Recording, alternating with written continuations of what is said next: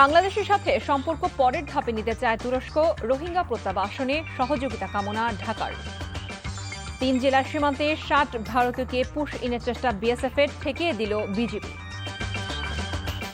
প্রধানমন্ত্রীর কার্যালয়ের লাল টেলিফোনের তার চুরির মামলায় 2 আসামি রিমান্ডে। আসন্ন বাজেটে রাজস্ব আয় বড় চ্যালেঞ্জ বলছেন বিশ্লেষকরা। ব্যাংক খাত সংস্কার ও দুর্নীতির লাগাম টানার তাগিদ।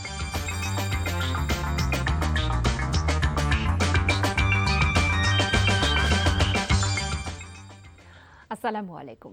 কানিজ ফাতেমা লোপা স্বাগত জানাচ্ছি এনটিভির রাতের খবরে। ক্রাউন সিমেন্ট শিরোনাম দেখছিলেন, এবারে জানাবো পুরো খবর। রোহিঙ্গা সংকট সমাধানে তাদের নিরাপদ ও স্থায়ী প্রত্যাবাসন চায় বাংলাদেশ। এই ব্যাপারে তুরস্কের সহযোগিতা চেয়েছেন পররাষ্ট্রমন্ত্রী ডক্টর খলিলুর রহমান। এছাড়া তুরস্কের বেসরকারি খাতের বিনিয়োগকারীদের বিশেষ অর্থনৈতিক জোনে বিনিয়োগের আহ্বানও জানানো হয়েছে। আর ঢাকা সফররত তুর্কি পররাষ্ট্রমন্ত্রী হাকান ফিদান বাংলাদেশের সঙ্গে দীর্ঘস্থায়ী অংশীদারিত্বকে আরও গভীর করার পাশাপাশি তা বিস্তৃত করার আগ্রহের কথা জানিয়েছেন। এ নিয়ে বিস্তারিত দেখুন ইফতেখার রেজার রিপোর্টে। রাজধানীর একটি হোটেলে বাংলাদেশ তুর্কি পররাষ্ট্রমন্ত্রী পর্যায়ের বৈঠক অনুষ্ঠিত হয়। বৈঠক পরবর্তী গণমাধ্যমে কথা বলেন দুই দেশের পররাষ্ট্রমন্ত্রী। পররাষ্ট্রমন্ত্রী বলেন, টেক্সটাইল, হাসপাতাল ও প্রতিরক্ষা সরঞ্জাম প্রস্তুত করতে তুর্কি সহায়তা চেয়েছে বাংলাদেশ। এর সাথে রোহিঙ্গা সংকট সমাধানে দেশটিকে পাশে চায় Dhaka. Our priority is the safe, voluntary, dignified and sustainable repatriation of the Rohingyas to their homeland in আমাদের সর্বোচ্চ গুরুত্ব হলো আমরা রোহিঙ্গাদের তাদের মাতৃভূমিতে পাঠাতে চাই যত তাড়াতাড়ি সম্ভব, এবং তুর্কির কাছে আমরা মানবিক ও কূটনৈতিক সহযোগিতা কামনা করছি। to ensure that there are serious international efforts. তুর্কি পররাষ্ট্রমন্ত্রী বলেন, রোহিঙ্গা সংকট সমাধানে আন্তর্জাতিক পরিমণ্ডলে আলোচনা চালিয়ে যাচ্ছে তার দেশ। বাংলাদেশে বিনিয়োগ $2 বিলিয়ন উন্নীত করার আশ্বাসও দেন তিনি। Rohingya Müslümanlarının maruz kaldığı trajedi রোহিঙ্গাদের আশ্রয় দিয়ে বাংলাদেশ ঐতিহাসিক মানবিকতা দেখিয়েছে। এই সংকট সমাধানে আন্তর্জাতিক পরিমণ্ডলে আন্তরিকভাবে কাজ করছে Ankara. tarihi bir fedakarlık sergilediğini শুক্রবার কক্সবাজারে রোহিঙ্গা ক্যাম্প পরিদর্শন এবং শনিবার প্রধানমন্ত্রী তারেক রহমানের সাথে বৈঠক করবেন Hakan Fidan. Iftekhar Reza, NTV news, Dhaka. Rohingya সমস্যা নিয়ে চলমান সংকটের স্থায়ী সমাধানে তুরস্কের সহযোগিতা চেয়েছে জামাতে ইসলামীও। রাতে তুর্কি পররাষ্ট্রমন্ত্রী হাকান ফিদানের সঙ্গে 1 ঘণ্টাব্যাপী বৈঠক শেষে কথা জানান জামাত আমির ও সংসদের বিরোধী দলীয় নেতা ডক্টর শফিকুর রহমান। হোটেল ইন্টারকন্টিনেন্টালে রাত 8:30টায় বৈঠকটি শুরু হয়। এ সময় জামাত আমিরের সঙ্গে ছিলেন দলটির নায়েবে আমির সৈয়দ আবদুল্লাহ মোহাম্মদ তাহের ও সেক্রেটারি জেনারেল মিয়া গোলাম পরওয়ার সহ 7 সদস্যের প্রতিনিধি দল। বৈঠকে দেশের চামড়া, পাট শিল্প ও গার্মেন্টস শিল্প এবং শিক্ষা ও স্বাস্থ্য খাত সহ প্রতিরক্ষা বিষয়ে সহযোগিতার জন্য তুরস্কের প্রতি আহ্বান জানান জামায়াত আমির। তুরস্ককে বাংলাদেশের পরীক্ষিত বন্ধু হিসেবে অভিহিত করে জামায়াত আমির সাংবাদিকদের বলেন, অদূর ভবিষ্যতে দুদেশের সম্পর্ক অনন্য উচ্চতায় পৌঁছাবে বলে তার প্রত্যাশা। রোহিঙ্গা ক্রাইসিস নিয়ে বাংলাদেশ যে সমস্যার মধ্যে আছে, এটার একটা যৌক্তিক সমাধানের জন্য তারা যেন আন্তর্জাতিক উদ্যোগের অংশ হিসাবে এগিয়ে এসে তারা দায়িত্ব পালন করেন। দুই দেশের মধ্যে ব্যবসা বাণিজ্যের বিভিন্ন ক্ষেত্র নিয়ে আলোচনা করেছি, বিশেষ করে আমাদের চামড়া শিল্প, আমাদের পাট শিল্প, গার্মেন্ট শিল্প, আমাদের শিক্ষা, স্বাস্থ্য, ডিফেন্স ইন্ডাস্ট্রি, এই সমস্ত বিষয়ে আমরা ফ্রুটফুল আলোচনা করেছি। বাংলাদেশে আশ্রয় নেওয়া রোহিঙ্গা শরণার্থীদের মানবিক সহায়তা অব্যাহত রাখবে বলে জানিয়েছেন তুরস্কের পররাষ্ট্রমন্ত্রী হাকান ফিদান। কক্সবাজারের উখিয়া রোহিঙ্গা শরণার্থী শিবির পরিদর্শনে গিয়ে তুরস্কের পররাষ্ট্রমন্ত্রী এ কথা বলেছেন। ক্যাম্পে শরণার্থীদের সাথে আলাপকালে তিনি জানিয়েছেন, তুরস্ক সরকার বাংলাদেশের রোহিঙ্গা সংকটের শুরু থেকেই পাশে থেকে তাদের মানবিক সহায়তা দিয়ে আসছে। তিনি আশা প্রকাশ করেন, আন্তর্জাতিক সম্প্রদায়ের সহযোগিতায় রোহিঙ্গা সংকটের একটি স্থায়ী সমাধান হবে এবং রোহিঙ্গারা তাদের সম্মান এবং নাগরিকত্বের মর্যাদা নিয়ে তাদের দেশ মিয়ানমারে ফিরে যাবে। পরিদর্শনকালে প্রধানমন্ত্রীর পররাষ্ট্র বিষয়ক উপদেষ্টা হুমায়ুন কবির, পররাষ্ট্র মন্ত্রণালয়ের ঊর্ধ্বতন কর্মকর্তাগণ উপস্থিত ছিলেন। লালমনিরহাট, নওগাঁ ও পঞ্চগড়ের বিভিন্ন সীমান্ত দিয়ে নারীসহ 60 ভারতীয় নাগরিককে পুশ ইনের চেষ্টা চালিয়েছে সেদেশের সীমান্তরক্ষী বাহিনী বিএসএফ। তবে বর্ডার গার্ড বাংলাদেশ বিজিবি সদস্যসহ স্থানীয়দের বাধায় সেই চেষ্টা সফল হয়নি। বিজিবি জানায় ভোরের দিকে হাতীবান্ধা উপজেলার বড় খাতা সীমান্তে ৮ নারী সহ ১১ জন ও পাটগ্রামের ৬৫ বাড়ির সীমান্ত দিয়ে ৫ পুরুষ ও ৫ নারীকে পুশ ইনের চেষ্টা করে বিএসএফ। তবে বিজিবির বাধায় তারা ওপারে অবস্থান নিতে বাধ্য হয়। এছাড়া লালমনিরহাটের দুর্গাপুর সীমান্তে ১২ জনের উপস্থিতি লক্ষ্য করে ১৫ বিজিবি ব্যাটালিয়নের সতর্কতায় তারা বাংলাদেশের অভ্যন্তরে প্রবেশ করতে পারেনি। এদিকে নওগাঁর সাপাহার উপজেলার হাপানিয়া সীমান্ত এলাকা দিয়ে নারী, পুরুষ এবং শিশু সহ ১৭ জনকে পুঁশিনের চেষ্টা চালিয়েছে বিএসএফ। তবে বিজিবির প্রতিরোধের মুখে সেই চেষ্টা ব্যর্থ হয়েছে। এছাড়া পঞ্চগড় সদর উপজেলার বড়বাড়ি প্রধানপাড়া গ্রামের সীমান্ত দিয়ে নারী, শিশু সহ ১০ জনকে বাংলাদেশে ঠেলে পাঠানোর চেষ্টা করেছে বিএসএফ। তবে কঠোর নজরদারির কারণে তারা প্রবেশ করতে পারেনি বলে জানিয়েছে বিজিবি।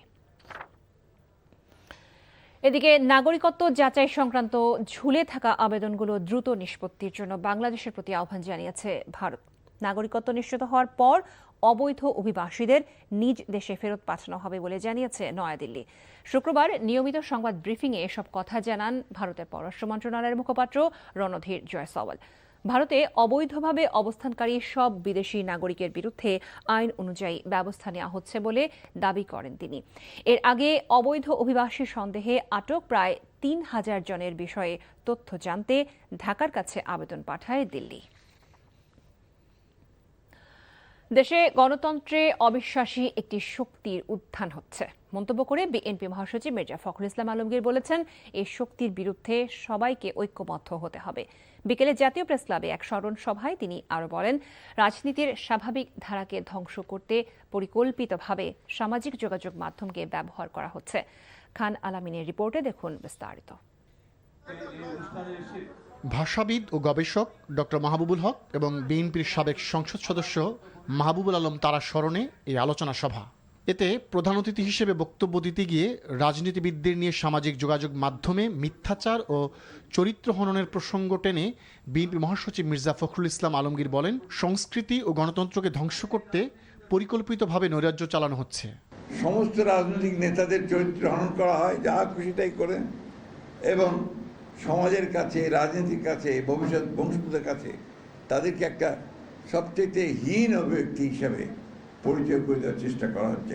এটা লক্ষ্য করে দেখবেন, অর্থাৎ রাজনীতিকে ধ্বংস করার একটা চক্রান্ত ষড়যন্ত্র চলছে, এবং এটা কখনোই সুস্থ রাজনীতির জন্য কোনো শুভ লক্ষণ নয়।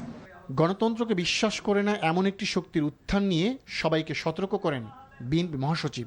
একটা শক্তির উত্থান হচ্ছে, যে শক্তি কিন্তু গণতন্ত্রে বিশ্বাস করে না, যে শক্তি মানুষের অধিকারকে তার স্বাভাবিক নিয়মে গণতান্ত্রিক উপায়ে রক্ষা করতে বিশ্বাস করে না। সুতরাং এই শক্তি যেন মাথা তুলে উঠে দাঁড়াতে না পারে, তার জন্য সকল গণতান্ত্রিক শক্তির এক হওয়া উচিত বলে আমি মনে করি। অনুষ্ঠানে বিএনপির ভাইস চেয়ারম্যান শামসুজ্জামান দুদু বলেছেন, সরকারকে বিব্রত করতে একটি গোষ্ঠী তৎপরতা চালাচ্ছে, তাদের স্বার্থ বাস্তবায়নে কাজ করছে বট বাহিনী। খান আলামিন, NTV news, Dhaka. BNP Awami লীগের ফাঁদে পড়েছে বলে মন্তব্য করেছেন জাতীয় নাগরিক পার্টি এনসিপির মুখ্য সমন্বয়ক নাসির উদ্দিন পাটোয়ারি। বিকেলে চাঁদপুরের মতলব উত্তর উপজেলার ছ্যাংরাচর ডিগ্রি কলেজ মাঠে এনসিপি আয়োজিত ঈদ পুনর্মিলনী ও যোগদান অনুষ্ঠানে একথা বলেন তিনি বলেন, ২-১ দিন আগে সরকার খুনিদের সাথে আঁতাত করে সেলিনা হায়াত আইভিকে মুক্তি দিয়েছে। একই অনুষ্ঠানে এনসিপির উত্তরাঞ্চলের মুখ্য সংগঠক সার্জিস আলম বলেন, একটা নির্বাচিত সরকার যত ধরনের প্রতারণা করেছে, এর আগে কোনো নির্বাচিত সরকারের 4 মাসে এত প্রতারণা করতে পারে এই কল্পনা বাংলাদেশের মানুষ করে নাই। এর আগে মতলব উত্তরের ইমাম ময়দান নুরিয়া মাদ্রাসার জুমার নামাজ আদায় শেষে এনসিপির কেন্দ্রীয় নেতারা দলীয় কর্মীদের সাথে নিয়ে বৃক্ষরোপণ করেন। বিএনপি হলো আওয়ামী লীগের ফাঁদে পড়েছে। এই আওয়ামী লীগের ফাঁদে পড়ে বাংলাদেশে জিয়াউর রহমান শহীদ হয়েছে, খালেদা জিয়া মৃত্যুর মুখে পতিত হয়েছে, জনাব প্রধানমন্ত্রী তারেক রহমান, আপনাকে আমরা হুঁশে আসতে বলি, এরাই কিন্তু আপনার বাবার খুনি, এরাই কিন্তু আপনার মায়ের খুনি, এরাই কিন্তু বিএনপির অসংখ্য নেতা কর্মীর খুনি। বিএনপির 31 দফা পুরো দেশের মানুষের সামনে প্রথম দফায় স্পষ্ট করে লেখা আছে, সংবিধান সংস্কার পরিষদ তারা গঠন করবে, সেই কমিশনের মধ্য দিয়ে আগামীর বাংলাদেশে তারা সংবিধানকে জনগণের চাওয়া পাওয়া অনুযায়ী তৈরি করবে। এই সংবিধান সংস্কার মিথ্যা, অন্যথায় আপনাদের 31 দফা তার চেয়েও বড় মিথ্যা। সম্প্রতি ইসলামী ব্যাংক ঘিরে তৈরি হওয়া অস্থিরতা দেশের সামগ্রিক অর্থনীতির জন্য সুখকর নয় বলে মন্তব্য করেছেন এনসিপির দক্ষিণাঞ্চলের মুখ্য সংগঠক হাসনাত আব্দুল্লাহ। বিকেলে সংস্কার, কর্মসংস্থান ও বিনিয়োগের মাধ্যমে টেকসই প্রবৃদ্ধি শীর্ষক 2026-27 অর্থ বছরের ছায়া বাজেট আলোচনা অনুষ্ঠানে তিনি এই মন্তব্য করেন। হাসনাত আব্দুল্লাহ বলেন, বর্তমান সরকার একটি ভঙ্গুর অর্থনীতির উত্তরাধিকার সূত্রে পেয়েছে। কারণ বিগত সরকারের আমলে ব্যাপক অর্থ পাচার ও লুটপাটের কারণে দেশের অর্থনৈতিক ভিত্তি দুর্বল হয়ে পড়েছে। এই পরিস্থিতিতে বাস্তবসম্মত, সময়োপযোগী এবং জনকল্যাণমুখী বাজেট প্রণয়নের আহ্বান জানান তিনি। অনুষ্ঠানে এনসিপির যুগ্ম আহ্বায়ক আতিক মুজাহিদ বলেন, দেশের বন্দরগুলোকে পূর্ণাঙ্গ ডিজিটালাইজেশনের আওতায় আনা গেলে সরকার অতিরিক্ত প্রায় 20,000 কোটি টাকা রাজস্ব আয় করতে পারে। পাশাপাশি যারা জাকাত দেবেন তাদের ট্যাক্সের তালিকা থেকে বাদ দেওয়ার দাবি জানান আলোচকরা। এ সময় 71টি নীতিগত প্রস্তাব উপস্থাপন করা হয়। প্রধানমন্ত্রী তারেক রহমানের সচিবালয় কার্যালয়ে লাল টেলিফোনের তার চুরির মামলায় গ্রেফতার 2 জনকে 5 দিন করে রিমান্ড মঞ্জুর করেছেন ঢাকার একটি আদালত। বিকেলে শুনানি শেষে ঢাকার মেট্রোপলিটন ম্যাজিস্ট্রেট হাসান শাহাদাতের আদালত এই রিমান্ডের আদেশ দেন। এর আগে আসামিদের আদালতে হাজির করে 7 দিনের রিমান্ড চেয়ে আবেদন করে মামলার তদন্তকারী কর্মকর্তা। আসামি রঞ্জন চন্দ্র ও রেজাকুল ইসলাম আউটসোর্সিংয়ের কাজ করত। চুরি নাকি অন্য কোনো কারণে এ ঘটনা ঘটানো হয়েছে, রিমান্ডে গুরুত্বপূর্ণ তথ্য পাবার আশা ব্যক্ত করেন রাষ্ট্রপক্ষের আইনজীবী। বিশাল অঙ্কের রাজস্ব আয়ের লক্ষ্য পূরণ আর বরাদ্দকৃত অর্থের খরচে দক্ষতা দেখানোই 2026-27 অর্থ বছরের বাজেটের সবচেয়ে বড় চ্যালেঞ্জ।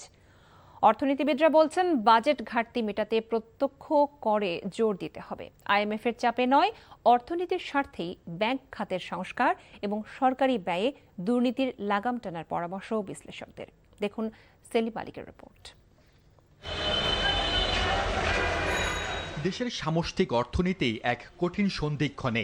একদিকে প্রবৃদ্ধির লক্ষ্যমাত্রা থেকে পিছিয়ে পড়ছে দেশ, অন্যদিকে চড়া মূল্যস্ফীতির ভারী মাসুল গুনছেন সাধারণ মানুষ। এমন বাস্তবতায় 1,40,000 কোটি টাকা বাড়িয়ে 9,30,000 কোটি টাকার সম্ভাব্য বিশাল বাজেট ঘোষণা করতে যাচ্ছে সরকার। নির্বাচনে ইস্তেহার অনুযায়ী আগামী 10 বছরে কর জিডিপির অনুপাত বর্তমান প্রায় 7% থেকে 20% উন্নীত করার লক্ষ্য নিয়েছে বিএনপি সরকার। বিপরীতে জ্বালানি সহ নানা খাতে ভর্তুকি এবং কাট ব্যবস্থাপনার মাধ্যমে বাড়ছে খরচের বহর। রেভিনিউ অত্যন্ত দুর্বল এবং অর্থনীতির গতি স্লথ থাকা অবস্থায় রেভিনিউ খুব বেশি বাড়ানো যাবে না। সুতরাং এই কমিটমেন্ট এবং সাধ্য, এই তিনটার সমন্বয়ে কিন্তু এইবারের বাজেট সরকারের জন্য একটা বড় চ্যালেঞ্জ হয়ে দাঁড়াবে। তারা একটা স্বপ্ন মানুষকে দেখাবে এবং একটা আশা আকাঙ্ক্ষার রিফ্লেকশনটা আপনার থাকবে ইশতেহারে। সেখান থেকে আপনার বাস্তবসম্মত ওয়েতে কতটা পূরণ করা সম্ভব, সেটা আপনি যখন বাস্তবায়নের দিকে আসবে সেটা বিভিন্নভাবে চাপ তৈরি করবে। কিন্তু এই ব্যয়ের টাকা আসবে কোথা থেকে? চলতি অর্থ বছরের প্রথম 10 মাসেই এনবিআর এর রাজস্ব ঘাটতি 1,04,000 কোটি টাকা ছাড়িয়েছে, যা দেশের ইতিহাসে সর্বোচ্চ। বিশ্লেষকরা বলছেন, আগামী অর্থ বছরে সবচেয়ে বড় পরীক্ষা হবে এই ঘাটতির পাহাড় সামাল দিয়ে খরচের দক্ষতা নিশ্চিত করা। এমন একটা টার্গেট করা হবে বলে মনে হচ্ছে যেটা আমাদের প্রকৃত এবার যে আয় হবে সেটার থেকে অনেক বেশি। দুর্নীতি আছে, লিকেজ আছে, এগুলোকে একেবারে নির্মূল করতে হবে। সো এইটা তো একটা বড় চ্যালেঞ্জ। আর ব্যয়ের দিকে বড় চ্যালেঞ্জ তো হলো যে কিভাবে আমরা সাশ্রয়ীভাবে এগুলোকে বাস্তবায়ন করতে পারি। সংকট কেবল অভ্যন্তরীণ রাজস্ব নয়, চলমান $4.5 বিলিয়ন বেশি ঋণ কর্মসূচি স্থগিত করে আইএমএফ এর কাছ থেকে নতুন করে আরো প্রায় $4.5 বিলিয়ন ঋণ সহায়তার আবেদন করতে যাচ্ছে বাংলাদেশ। তবে এর জন্য মানতে হবে কাঠামোগত সংস্কার সহ ভর্তুকি থেকে বেরিয়ে আসার শর্ত। অর্থনীতিবিদদের মতে দাতা সংস্থার শর্ত পূরণের জন্য নয়, দেশের অর্থনীতির স্বার্থেই এই সংস্কার এখন সবচেয়ে বেশি জরুরি। আমাদের ঋণের যে ব্যবস্থাপনা, যে শর্তে ঋণ নিচ্ছি সেটা ভালোভাবে নিচ্ছি এবং সুনির্দিষ্ট কাজে ব্যবহার করা হচ্ছে, সেটা অর্থনীতিতে অবদান রেখে আবার সরকারের জন্য রাজস্ব আয় করার একটা সুযোগ সৃষ্টি করছে। এইটা আমাদের নিশ্চয়তা বিধান করতে হবে। এই রিফর্মের অভাবে আমাদের একদিকে যেভাবে সক্ষমতা বাড়ছে না, আরেকদিকে কাঠামোগত বিভিন্ন দুর্বলতা, যেমন পরোক্ষ করের আপনার বোঝাটা অনেক বেশি প্রত্যক্ষ করের চেয়ে, ইনফর্মাল ইকোনমির বোঝা বেশি ফর্মাল ইকোনমির চেয়ে। সরকারি খরচের প্রতিটি টাকার জবাবদিহিতা নিশ্চিত করা না গেলে চলমান সংকট কাটানো সম্ভব নয় বলে মনে করেন তারা। সেলিম মালিক, এনটিভি নিউজ, ঢাকা। জাতীয় বাজেটে শিক্ষা খাতে জিডিপির অন্তত ৫% বরাদ্দ চান ৬২% শিক্ষার্থী। শিক্ষা অধিকার সংসদ এর শিক্ষা খাতে বাজেট বরাদ্দ নিয়ে জরিপে এই তথ্য উঠে আসে। বিকেলে ঢাকা রিপোর্টার্স ইউনিটিতে আয়োজিত এই জরিপের ফল প্রকাশ অনুষ্ঠানে এ তথ্য জানান সংগঠনটির সদস্য সচিব শাহনেওয়াজ খান চন্দন। শিক্ষা খাতে সরকারের গুরুত্ব দেওয়া প্রয়োজন বলে জানানো হয়। এ সময় বাজেটে প্রাথমিক শিক্ষাকে সর্বোচ্চ অগ্রাধিকার দেওয়ার কথা তুলে ধরেন বক্তারা। গ্রাম ও শহরের শিক্ষায় বৈষম্য দূর করা সহ 12টি দাবি তুলে ধরা হয় অনুষ্ঠানে। বাংলাদেশে প্রথমবারের মতো জলবায়ু পরিবর্তনকে কেন্দ্র করে অনুষ্ঠিত হল আন্তর্জাতিক চলচ্চিত্র উৎসব global trade climate change film festival 2026। রাজধানীর আগারগাঁওয়ে জাতীয় গ্রন্থাগার মিলনায়তনে দিনব্যাপী এই আয়োজনের উদ্বোধন করেন তথ্য ও সম্প্রচার মন্ত্রী জহির উদ্দিন স্বপন। তিনি বলেন, এই উৎসব জলবায়ু বিষয়ে নতুন চিন্তা ও ইতিবাচক উদ্যোগকে আরও এগিয়ে নেবে। বলেন, পরিবেশ, মানবজীবন ও ভবিষ্যৎ প্রজন্মের উপর জলবায়ু পরিবর্তনের প্রভাব তুলে ধরা চলচ্চিত্রগুলো জীবনেও সাড়া ফেলে। আয়োজকদের মতো জলবায়ু সংকট নিয়ে জনসচেতনতা তৈরিতে চলচ্চিত্রকে শক্তিশালী মাধ্যম হিসেবে তুলে ধরাই এই উৎসবের লক্ষ্য। দেশ বিদেশের নির্মাতাদের স্বল্পদৈর্ঘ্য ও প্রামাণ্যচিত্র প্রদর্শনের পাশাপাশি অনুষ্ঠিত হয় আলোচনা ও মতবিনিময়। প্লাস্টিকের বোতল জমা দিলেই মিলছে গাছের চারা। বিশ্ব পরিবেশ দিবস উপলক্ষে এমন ব্যতিক্রমী আয়োজন করেছে জামায়াত ইসলামী ঢাকা মহানগর উত্তর। সকালে মহাখালী টি অ্যান্ড মাঠে 10 দিনব্যাপী বৃক্ষরোপণ কর্মসূচির উদ্বোধন করেন ঢাকা উত্তর সিটি কর্পোরেশনের জামায়াতের মেয়র প্রার্থী মোহাম্মদ সেলিম উদ্দিন। তিনি বলেন, প্লাস্টিক বর্জ্য পুনর্ব্যবহার নিয়ে সচেতনতা বাড়াতে এই উদ্যোগ। ঢাকাকে আরও সবুজ ও পরিবেশ বান্ধব নগরী হিসেবে গড়ে তুলতে কাজ করবে জামায়াত। অবিলম্বে ঢাকার 2 সিটিতে নির্বাচন দেওয়ার আহ্বান জানান সেলিম উদ্দিন।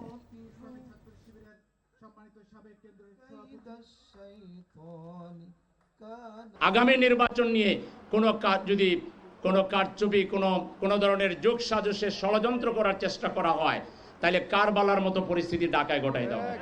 ঢাকার মানুষ আমরা পরিবেশের কারণে আমাদের পরিবেশ দূষণ হচ্ছে, আমরা এখানে নানা অসুখ বিসুখের মধ্যে আমরা পড়ে যাচ্ছি। এজন্য সবার আগে ঢাকা সিটি 2টাতে নির্বাচন দিতে হবে। ফুটবল বিশ্বকাপকে সামনে রেখে রান ঢাকায় অনুষ্ঠিত হয়েছে বর্ণাঢ্য ফ্যান র্যালি।